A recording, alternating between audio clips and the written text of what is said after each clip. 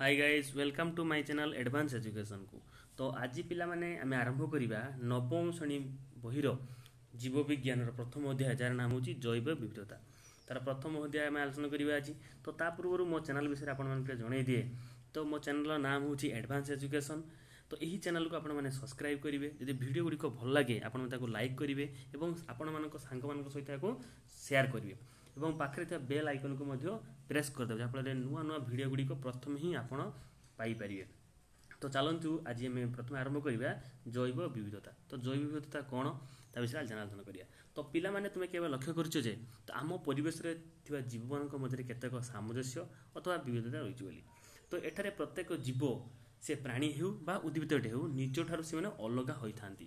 यदि आम तुम सांग सहित तुलना करिया तुम सांगर जो उच्चता तुम उच्चता सहित समान कि द्वितीय प्रश्न कौन तुम सांग मान जो नाकर गठन तुम सहित समान कि तुम सांगर हाथर पापुली तुम सहित समान कि निहाती ना भाव में देखा पाइबा कि ना कि पार्थक्य निहाती देखा।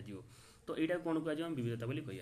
तो तार आम डेफिनेशन देखिए संज्ञा कौन बर्तमान आम आमको वो आमर सांग को जब गोटे माकड़ तुलना करवा ताहले माकड़ और मनीष मध्य गठन किसी सामंजस्य आ कि पार्थक्य सामंजस्य माने कौन समानता पार्थक्य मान हूँ अलग। तो किसी सामान रही अलग रे आम और आम सांग भितर सामंजस्य अर्थात मनुष्य और मनुष्य भितर समानता मनुष्य और माकड़ मध्य सामंजस्य तुलन में अधिक अटे। सेहीपरि जदि गोटे गाई को अन्य गोटे गाई सहित तुलना करवा तो निहाती भाव में किसी ना कि पार्थक्य देखा। ये तो गला कौन आम जो विविधता बा सामंजस्य। तो केतेक विशेष लक्ष्य अच्छी इंग्लिश कहते कैरेक्टरिस्टिक्स बोली कहती द्वारा ही आम देशी और जर्सी गाई को एकत्रित कर। ये तो गोटे गोटे उदाहरण दिखाई। तो पृथ्वी पृष्ठ में असंख्य जीव मान अनुध्याय कर जना जाए जे एक बैक्टेरिया आकार अति छोट यहाँ भल कि मन रखिए छुआ। तो यदि छोट जीव कथा कह छुआ तेज बैक्टेरिया कौन छोटार छोट जीव अटे यहाँ साधारणतः खाली आखिर देखा जाए ना। यार दैर्घ्य और प्रस्थ को माइक्रोमीटर परीक्षा आसो मन रख जो बैक्टेरिया आकार को कौन प्रकाश कराए कौ एकक प्रकाश कराए माइक्रोमीटर एकक प्रकाश कराए तार या कहते माइक्रोमीटर तार सिंबलटा एक मन रख। तो एक माइक्रोमीटर जे के 10⁻⁻6 मीटर भल मन रख। एक माइक्रोमीटर जे के 10⁻⁻6 मीटर यहाँ एग्जाम आसो भल भाव मन रख।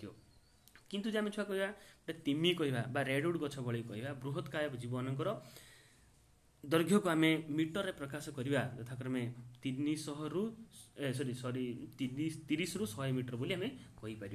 ठीक से भाई जीवन मानकर जीवन काल मध्य विशेष असमानता रही जपरिक सागवान टिक गछ प्राय 100 रु 110 वर्ष बंचीला बेले कोलकातार बटनिकाल गार्डन थी बटवृक्ष ग्रेट बनान ट्रीज प्राय 200 रु अधिक वर्ष बंची था प्रमाण मिली। से प्राणी क्षेत्र में मशा भली केतक पतंगर आयुष मात्र किछि दिन होता बेले आउ कि जीव अच्छा जिनको आम कईछ बोली कहते केत दिन बंची था तो 200 वर्ष पर्यटन बंची था बोली आम परीक्षार जाचु।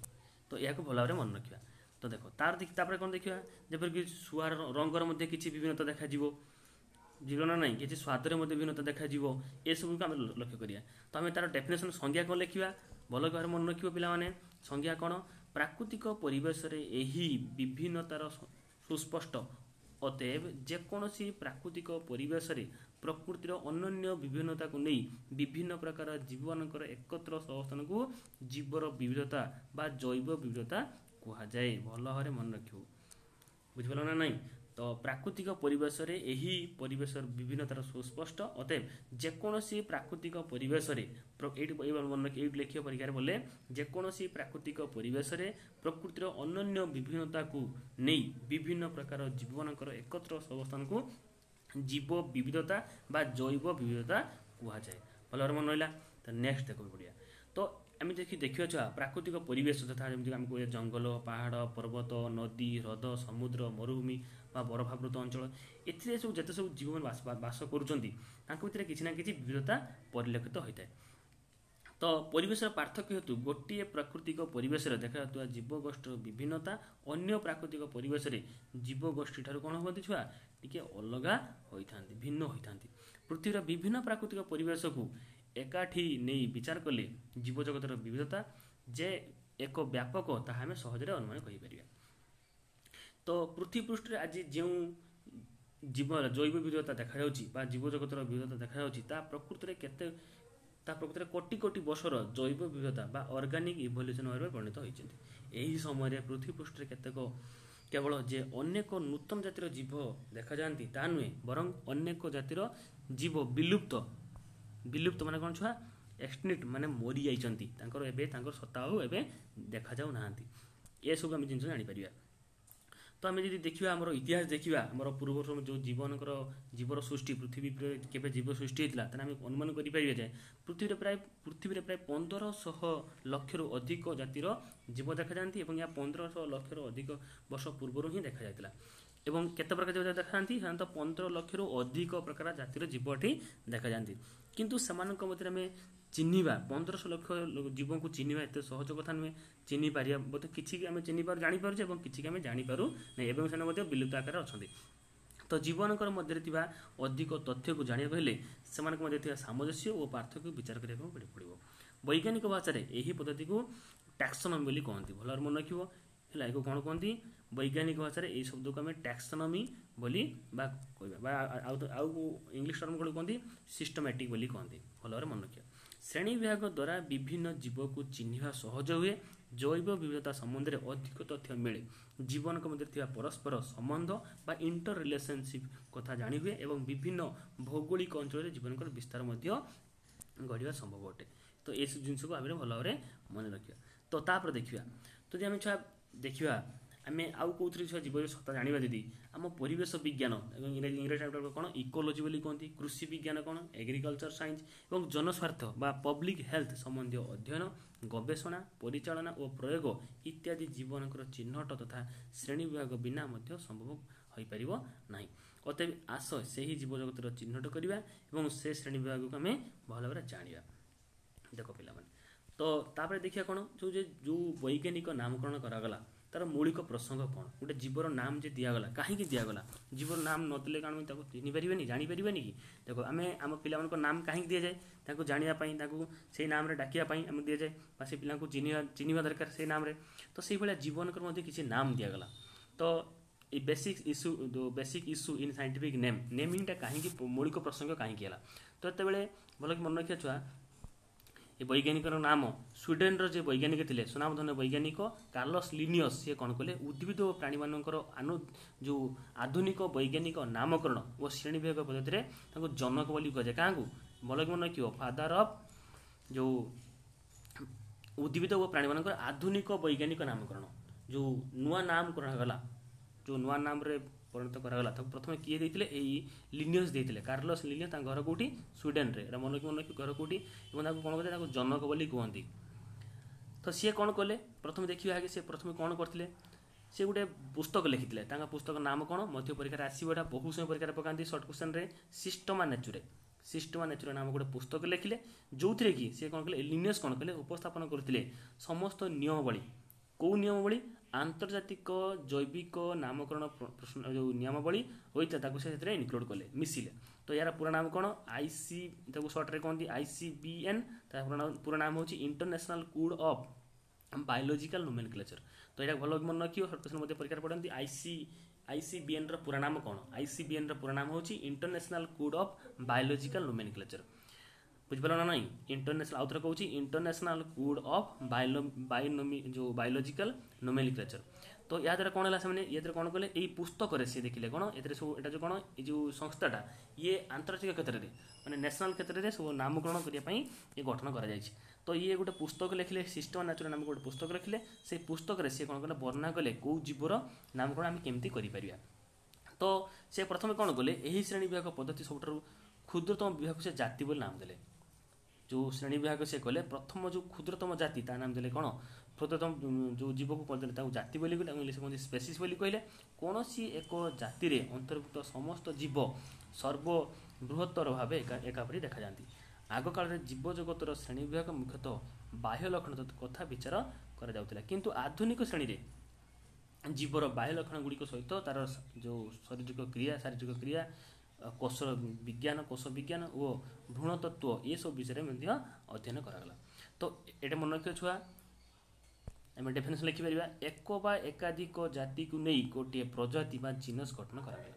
तो प्रथम आम कौन देखिले जाति देखिले तो तापर कौन देखिले प्रजाति देखिले भल कि मन रखा देख नेक्स्ट कौन देखिले तो उदाहरण सब लेपर सिंह बाघ कोल्रापतरा बाघ बिराड़ी ये समस्त होती गोटे बिराड़ी जातीय प्राणी बोली आम फेलिस बोली आम कहीपर तो से वैज्ञानिक नाम यथाक्रमे फेलिस जो लिखिपर मन रखा फेलियो फेलिस फेलिस लियो फेलिस टाइग्रिस फेलिस पाराडस और फेलिस डोमेस्टिका सेपरी बरगछ नाम कौन लिखिरी आम जो फाइकस बेंगालिसिस से अस्वस्थ गछर नाम वैज्ञानिक नाम आम कौन लिखिपर फाइकस रिलीजियोसा तो मनुष्यर सेमती आम देखिए मनुष्यर वैज्ञानिक नाम कौन मनुष्य आम जो मनुष्य एथर वैज्ञानिक नाम होती जो होमो सापियंस तो होमो सापियंस आमको कौन कले सी आम समस्त होमो सापियंस बोली नामकरण कले तो आमको बुझे पड़ो जे होमो सापियंस कौन एवं ये फाइकस रिलीजियोसा कौन ये सब विषय में जाना पड़ो ये सब वैज्ञानिक नाम मनुष्यर वैज्ञानिक नाम कौन जो एग्जाम से मनुष्यर वैज्ञानिक नाम कौन तो लिखे कौन जो होमो सापियंस जो कार्लोस लिनियस लिखिले जो परिवर्तन से करते जो कार्लोस लिनियस प्रवर्तित द्विपद नामकरण पद्धति को बाइनोमियल नोमेनक्लेचर बोली कहा जाए भल कि मन रखिबो बाइनोमियल नोमेनक्लेचर जो द्विपद नामकरण से देले देखो Homo sapiens Ficus religiosa Felis tigris जते सब नाम देले से दीटा पद रहिला तो ताको कौन जाए द्विपदी नामकरण बा इंग्लिश रे कोन कहंती बाइनोमियल नोमेनक्लेचर बोली कहा जाए या भल भाव मन रखा तो तापर आगू दिवा देखो तो दुईटा जिन देखिले गोटे हूँ प्रजाति और अन्य कौन देखिए जाति बोली से कहले प्रथम जो पदर लिखागला प्रथम पदटी आम से कौन कहले प्रथम पद से जाति बोली कहले और द्वितीय पद से कौन कहले द्वितीय पदटी को सी सरी प्रथम पद से प्रजाति बोली कहले बा जीनियस बोली कहले और प्रथम पद द्वितीय पदटी को सी कौन कहले जाति बोली कहले भल कि मन रखिबो आउ थे कहीदे देख प्रथम पदटी को सी कौन कहले प्रजाति बोली कहले इंग्लिश कहते जीनस बोली कहले और द्वितीय पदटी को सी कौन कहले जाति बोली कहले प्रथमटा हूँ प्रजाति द्वितीयटा हूँ जाति तो से भाई से कौन कले नामकरण कले तो तापर देखिए छुआ कौन और ताको जो लिखे लिखा पद्धति से कौन लिखे संपूर्ण इटालिक बा इटालीय हस्तलिपि लिखिले और प्रथमटी कौन कले पुणी प्रजातिर प्रथम अक्षरटी को बड़ लेटर बा कैपिटल लेटर लिखिले और जातिर प्रथम लेटर को से स्मॉल लेटर आकृति उपस्थापन कले भल भाव मन रखिबो तो तापर आगू बुझे देख पे जो श्रेणी से विभाग करते श्रेणी विभाग आधार जो देखा बेसिस ऑफ क्लासिफिकेशन क्या आधार कर श्रेणी विभाग कले तो किसी उद्भिद श्रेणी आम कहले किसी प्राणी श्रेणी कहले और अन्य किसी श्रेणी अच्छा आम देखा तार इतिहास देखा पुरातन जो बहु पुरातन कालू जीव मान श्रेणी विभाग को नहीं विभिन्न प्रचेषा चली आसूला ख्रीष्टपूर्व 4th शताब्दी में ग्रीक दार्शनिक किए आसिले छुआ ग्रीक दार्शनिक किए जो अरिस्टोटल है अरिस्टोटल प्राणी मानकर जो बासस्थान मुख्यतः जल स्थल और वायु को भित्ति करी से श्रेणी विभाग करते किंतु से श्रेणी विभाग किसी भूल धारणा उपस्थापित है आम देखा छुआ किसी भूल धारणा कौन से भूल धारणा थिला आम आलोचना करिया जो समुद्र रे जो प्रबाल बा कोराल रही ऑक्टोपस बा समुद्र तारा शार्क तिमी ये भली किसी प्राणी अच्छा विभिन्न प्रकार प्राणी माने कौन करते रही से समस्ते यही परिस्थान दृष्टि जलचर किंतु समान परिस्थान व्यतीत एमानकर अनेक सामंजस्य अति कम माने अलगटा कौन देखा पार्थक्यटा बहुत देखा समस्ते जलचर अच्छे ना किंतु जो सामंजस्य बहुत कम देखा समानता बहुत कम देखा अलग अलग देखा कहार खाद्य प्रक्रिया ग्रहण करिया प्रक्रिया अलग कहार श्वासक्रिया करिया प्रक्रिया अलग किए जो रेचन प्रक्रिया अलग समस्त प्रक्रिया किसी अलग देखा मैं सामंजस्य बहुत कम था तेणु केवल परिस्थान उपर निर्भर करी जीव जगतर गोष्ठी विभक्त करवा ठीक नुहे बोली आम से धरी निया तो आम देखिए अतएव क्यों निर्दिष्ट आधार और विषय को लक्ष्य करके श्रेणी विभाग करागला पुणी प्रश्न आसला कौन कौन कले आम गोटे जाति को अलग कर गोटे प्रजाति को अलग कहीपर सी दुनिया प्रकार प्रश्न आसला तार समाधान किसी वैज्ञानिक आसते से कौन है देखा आम गोटे किसी एग्जाम्पल लिखाई गोटे बार बस पढ़ी पार तो उपरोक्त उदाहरण आम जो उदाहरण दिखाई लिखि पढ़ा दीदी छुआ जो कांथर तल भागे व्यवहृत पत्थर स्तर एक विशेष लक्षण थी सह ता कांथर उपर व्यवहृत होता पत्थर गुड़िक सामान निर्णय आम गोटे तले पत्थर रखा और आउ गोटे पत्थर रखा तले पत्थर जमी रपर पत्थर सेमती रहा आम बड़ मत रखिपर बुझला ना नहीं तेणु तल पत्थर सहित उपर पत्थर सामंजस्य रही जीव जगतर श्रेणी विभाग मुख्य क्या निर्गला हूँ विभाग गुड़िकर विशेष लक्षण तार परवर्ती पर्याय बा स्तर प्रकाश भेदक निर्धारण कला। एणु जीवजगतर यही श्रेणी विभाजन बेले गोटे स्तर प्राणी बा उद्भिद बा ता तलर स्तर जीव बा प्राणी बा उद्भिद उपरे अन्य भाव जो समानता रहा दरकार, समानता बजाय रखिला से समानता रहा दरकार। गोटे स्तर प्राणी अन्य स्तर प्राणी सहित समानता रहा दरकार बोली से निर्धारण कले। तो यह आधार करी जो जो कोषर विभाजन कौन कले दुई भाग में विभाजन करागला। गोटे कौन गला सुनिष्ठीय कोष आउ गोटे प्राक निष्ठीय कोष। तो पिला जानते सुनिष्ठीय कोष आम अष्टम श्रेणी पढ़ी सुनिष्ठीय कोष सु माने कौन प्योरली डेभलपटा कहते उन्नत मानर माने जार कोषर नेष्टि झिल्ली थाए कहते सुनिष्ठीय कोष।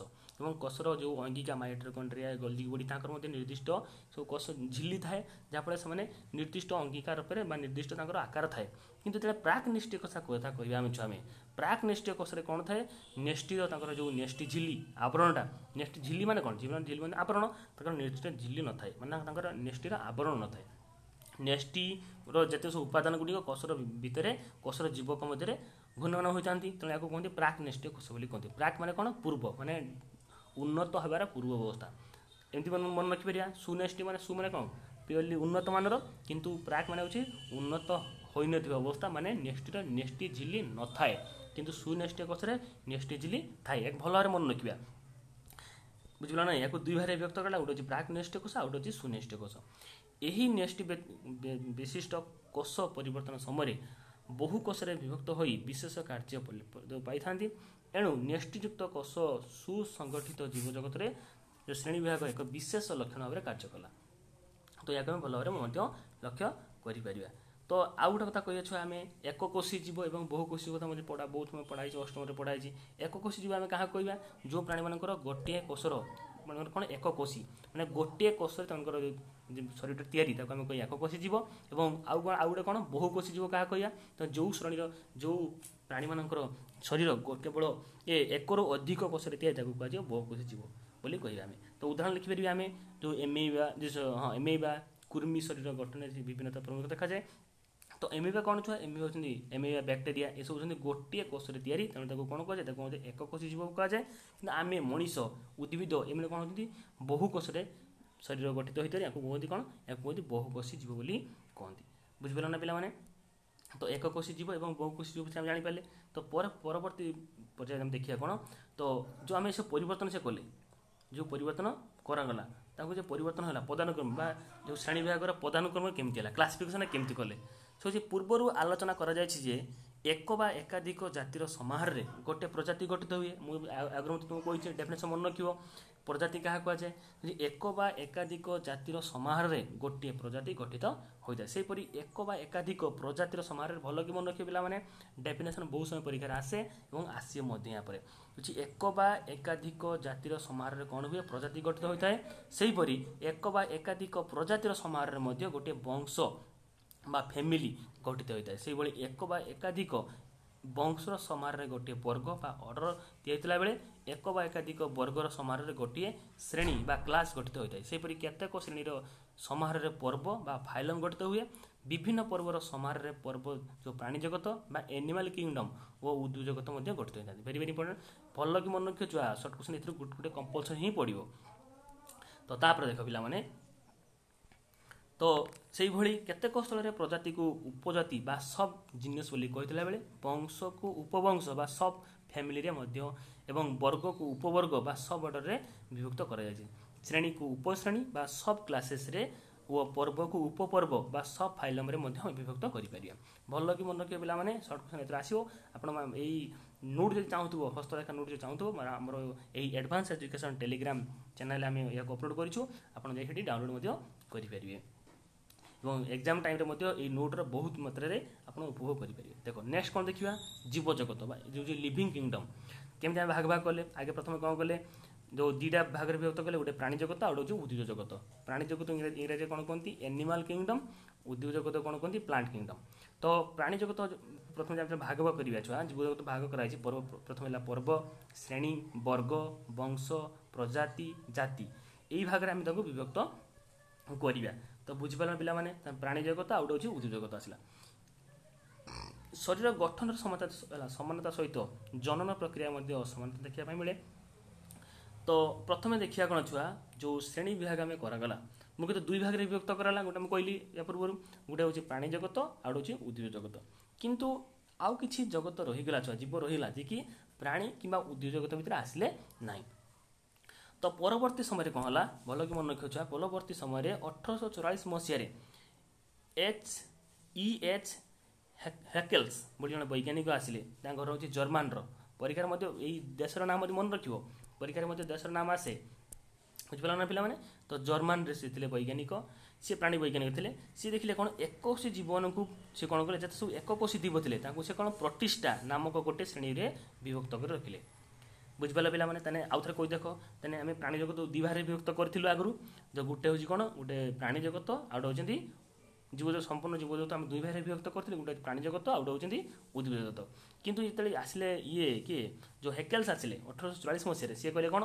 जे प्राणी जगत उद्भिद जगत किंतु जो सब एककोशी जीव अच्छा आम कौन करवा आम प्रतिष्ठा नामक गोटे श्रेणी विभाग भितर रखिले तो बर्तमान केते प्रकार जीव जगत है तो तीन प्रकार है गोटे हूँ कौन प्राणी जगत उद्भिद जगत आउ हूँ कौन आउ हूँ प्रतिष्ठा जगत बोली कहीपर तो पुणी देखा छुआ आम पुणी परवर्ती अवस्था कौन है पुणी रबर्ट हुइटकर आसिले 1959 मसीह आउ दुईटी जगत सी कौन कले उद्भावन कले गोटे नाम देले मोनेरा सब आलोचना करिया आउ हूँ फंजाई ये सब आलोचना करिया हम परवर्ती श्रेणी मान आलोचना करिया तो ये मन रखता केते भाग हम श्रेणी विभक्त कर टोटाल केते भाग होता 3 भाग होता ये 2 भाग है 5 भाग आउ थे मुझे रिकल कर मन पकई दूसरी प्रथम है प्राणी जगत द्वितीय हूँ उद्भिद जगत तृतीय हूँ प्रतिष्ठा चतुर्थ हूँ मोनेरा पंचम हूँ फंजाई ये 5टा जगत विभक्त कराला तो जहाँफल आम कौन देखिले मोनेरा और फंजाई कहले आम यथाक्रमे बैक्टेरिया फंजाई बा कबक मान स्थान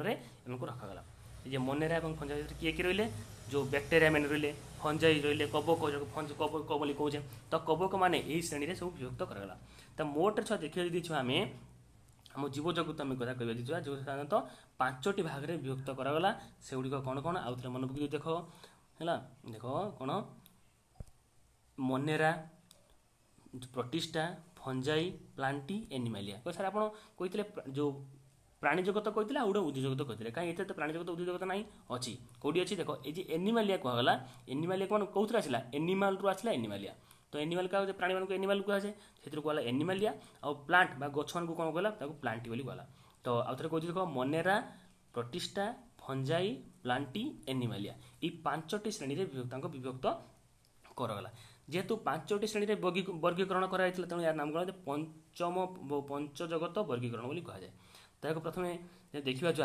एक भाग करवा इंग्लीश कहते 5 किंगडम क्लासिफिकेशन बोली कहती तो यार देख संपूर्ण विवरणी चित्र दी जाइए आप जापर देखिपारे केमी कर देख तो जिते सब प्राणी जगत अच्छा आम साधारणतः या जीव बोली कहले दुई भाग में विभक्त करें गोटे हूँ कौन गोटे प्राक्नेस्टीय कोष आउ हूँ सुनेस्टीय कोष मुझे डेफिनेसन कही प्राक नेस्टीय कोष क्या कहुए तो जो मानकर नेस्टीर प्राक मैंने पूर्वर नेस्टी झिल्ली न थाए कहुए प्राक नेस्टीय कोष सुनेस्टीय कोष क्या कहुए जो मानकर जो नेस्टीर नेस्टी झिल्ली थाए माइट्रोकॉन्ड्रिया जो झिल्ली थाए समस्त झिल्ली थाए कहुए सुनेस्टीय कोष तो जो प्राक नेस्टीय कोष कहले आम या पुणी भाग कराला गोटे भाग में विभक्त कहुए एककोशी बोली कहुए एक कथा को कौन कहती एककोशी जीव बोली कहती एककोशी जीव किए आसो मन आम कहले है जो हेकेल्स आसिले से कहते मोनेरा मोनेरा श्रेणी विभक्त करते सेमती सुनेस्टीय कोष को 2 भाग में विभक्त करला गोटे एककोशी और हूँ बहुकोशी तो एककोशी जीव क्या कहुए जो मानकर कोष केवल गोटे शरीर शरीर गठन केवल गोटे कोष कहुए एककोशी जीव और बहुकोशी जीव कौन कहुए जो मानकर शरीर गठन 1 रु अधिक कोष कहुए बहुकोशी बोली कहुए बुझिपार पिला माने भल कि तो एककोशी जीव और बहुकोशी जीव आम जापर तो एककोशी जीव को पुणी कौन प्रतिष्ठा भाग कहले जमी कहले बैक्टेरिया बोली कहले सब कौन से प्रतिष्ठा आसवे बहुकोशी भितर पुणी 2 भाग विभक्त कराला गोटे हूँ कोष भित्ति विशिष्ट आ कोष भित्ति विहीन आम से मन रखा कोष भित्ति विशिष्ट माने कौन जो मानकर कौन कोष भित्ति थाए कोष भित्ति विहीन माने कौन जो मानकर कोष भित्ति न थाए तो आमर जब आम मनीष कथा कही अच्छा जो प्राणी मानकर कौन थाए कोष भित्ति थाए ना न थाए आम अष्टम श्रेणी मत पढ़ीचे आमर कोष भित्ति नाही बुझे ना नहीं केवल उद्भिद मानकर कोष भित्ति रही भल मन रख तो आम किए आसवा एनिमालिया एनिमाल के एनिमाल रु आसी एनिमालिया तो एनिमाल के आम तो नेक्स्ट कौन देखिए कोषभित्ति विशिष्ट। कोषभित्ति विशिष्ट कौन कथा आम कहले सबुज उद्भिद। तो सबुज उद्भिद पुणी केतक अच्छा किसी आलोक प्रक्रिया माने निजे निजे खाद्य तैयारी करिपारती आउ किसी आलोक प्रक्रिया माध्यम निजे निजे खाद्य तैयारी करिपारती नाही। तो करिपारती को माने फंजाई जो आम कबक बोली कहते निजे खाद्य निजे प्रस्तुत करिपारती किंतु प्लांटी जो आउ जो सबुज उद्भिद रहिले निजे खाद्य निजे प्रस्तुत करिपारती। ये तो गला आमर प्रथम भाग पाठ। तो जदि आपण मानक वीडियो टी भल लगी आप लाइक करेंगे आम सांग तो शेयर करेंगे और सब्सक्राइब करने भूलें ना कहीं आप सब्सक्राइब कले ही आमर वीडियो आम आहरी इम्प्रूव करूँ भल भाव तैयारी करूँ पाखे बेल आइकन को प्रेस करदे जहाँफल नुआ नुआ वीडियो गुड़ी आम प्राय प्रतिदिन गोटे गोटे वीडियो डाउनलोड दूँ आपको अपलोड करूँ। तो प्रतिदिन वीडियो गुड़ी आप प्रथम ही देखिपारे जदि भल लगी शेयर करेंगे। धन्यवाद।